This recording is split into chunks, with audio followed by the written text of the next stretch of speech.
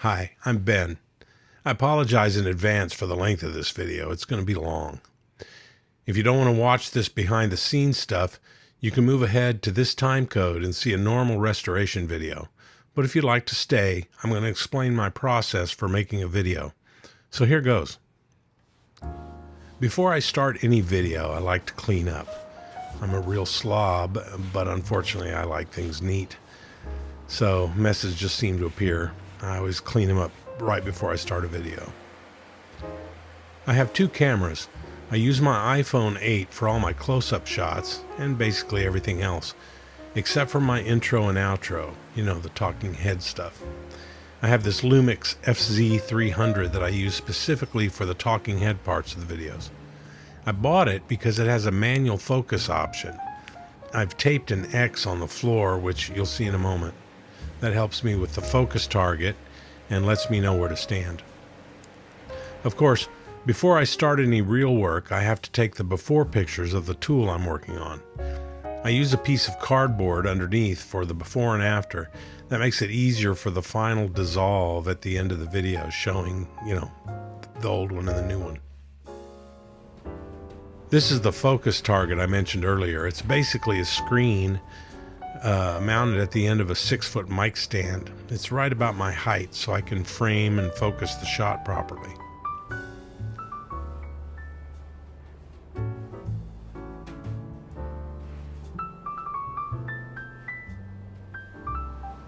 I have this mic mounted next to my workbench with an extension cable that runs over to the camera. It's great at providing consistent audio.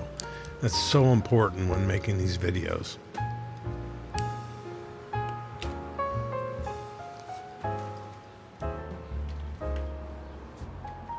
Before I shoot the talking head stuff, I close the garage door to better control the light.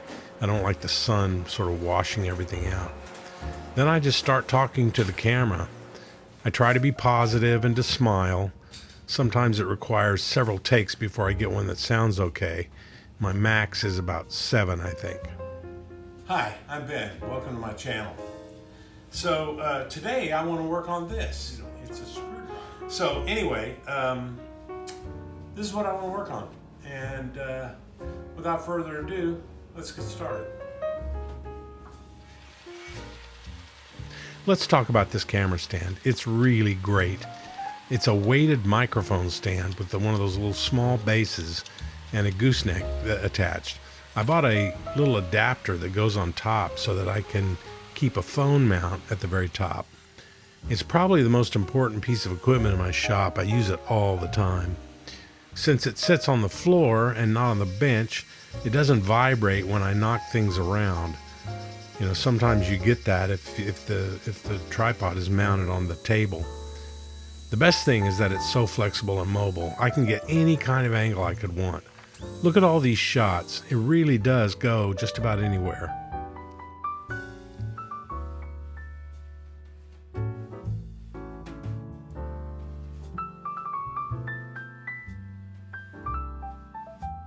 One of the things I've learned is to start editing my video immediately.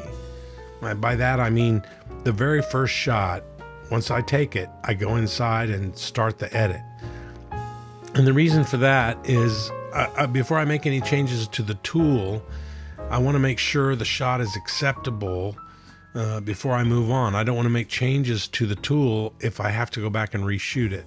So I edit along the way. It's awful when you think you've got the shot and you start grinding away only to find you never pressed the start button in the first place. So when I'm done, or as done as I want to be, I have to shoot the after pictures. I shoot a beauty shot on video and also still shot in the same approximate position as the before picture. Then I can take both of those photos into Photoshop, and using layers, I line them up as closely as I can.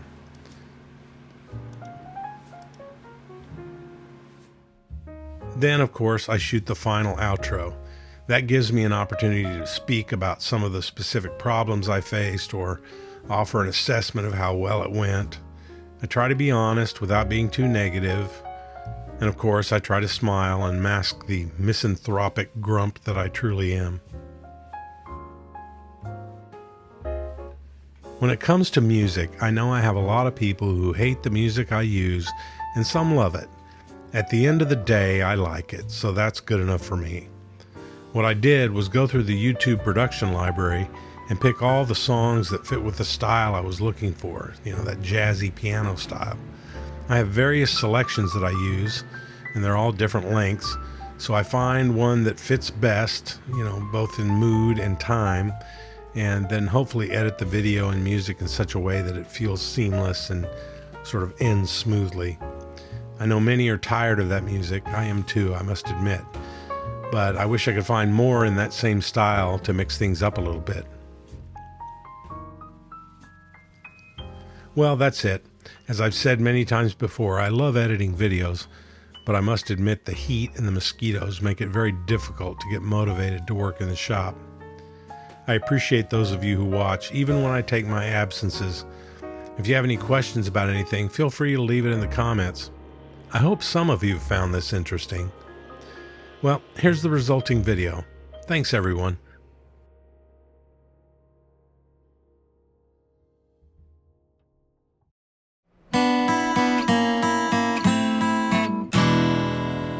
Hi, I'm Ben. Welcome to my channel. So today I want to work on this. It's a screwdriver. You may recall Doughboy gave me some screwdrivers, and this was one of them. That's Cliff in Maine. I feel weird calling him Doughboy. But in any case, I like this screwdriver. It's got a nice long shaft, and I think this is a good candidate to reprofile the end so that it doesn't have the tapered end, so it goes up and you grind little kind of quarter circles out of it on each side so that it's do you know what I'm talking about? I think you know what I'm talking about. Yeah, you know what I'm talking about. So anyway, this is what I want to work on, and without further ado, let's get started.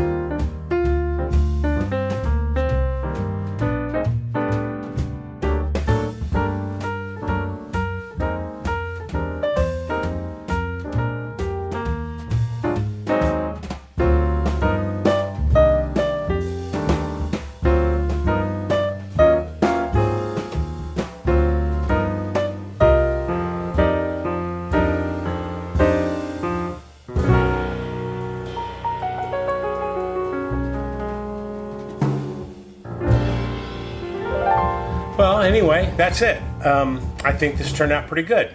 You know, it takes real practice grinding these tips just the right way. This one's pretty good, but I think given more practice, I would obviously get better. That's my recommendation to anybody who wants to try this. Get an old junky screwdriver you don't care about first. You know, I probably should have done that first because I really like this little screwdriver.